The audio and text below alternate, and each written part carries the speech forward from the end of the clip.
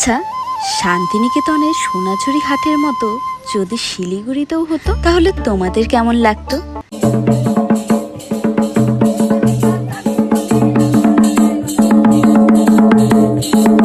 বীরভূমের খোয়াইয়ের মতো লাল মাটি হয়তো বৈকুণ্ঠপুরে নেই, কিন্তু রয়েছে সেই দিগন্ত বিস্তৃত সবুজ বনাঞ্চল, অবিকল সোনাঝুরি হাটের মতো।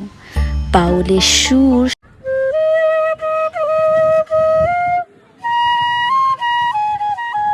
সাঁওতালি নাচ,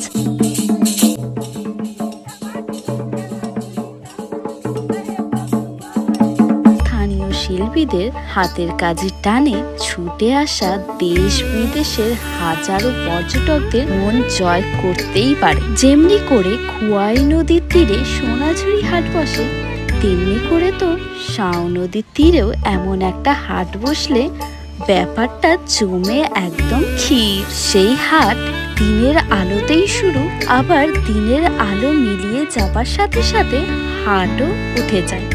থাকে না কোনো লাইট বা বৈদ্যুতিক যন্ত্র।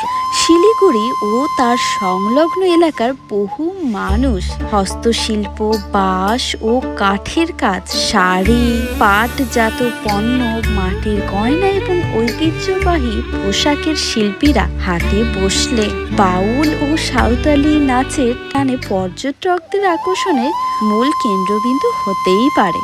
তাতে নিয়মিত উপার্জনেরও পথ সুগম হতে পারে। খোয়াইয়ের সোনাঝুরি যদি বীরভূমের অহংকার হতে পারে, তবে আমাদের শাও নদীর তীরের বৈকুণ্ঠপুরের হাটও আগামী দিনে শিলিগুড়ি তথা সমগ্র উত্তরবঙ্গের অর্থনীতির এক নতুন লাইফলাইন হয়ে উঠতে পারে।